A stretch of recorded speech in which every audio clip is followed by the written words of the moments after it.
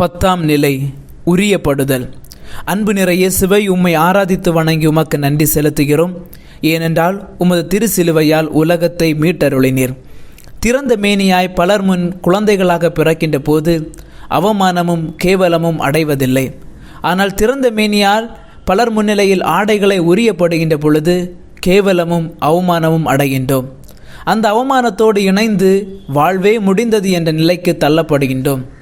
அந்த அவமானத்திற்கு இயேசு தள்ளப்படுகின்றார். அவரோடு இணைந்து இருந்தது ஆடை மட்டும்தான்.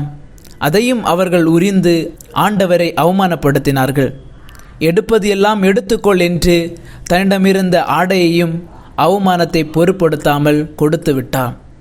இன்று நம் சமுதாயத்தில் பலரின் ஆடைகளை நாம் உருகின்றோம். பணத்திற்காக உடம்பை விற்று ஆடையை உருகின்றோம்.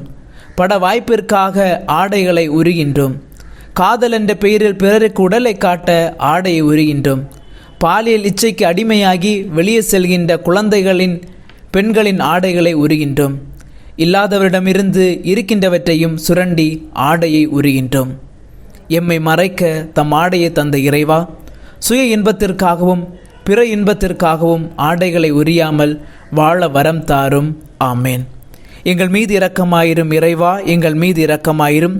மரித்த இறைமக்களின் ஆன்மாக்கள் உமது இரக்கத்தால் முடிவில்லா அமைதியில் இளைப்பாறுதல் அடைவதாக. ஆமேன்.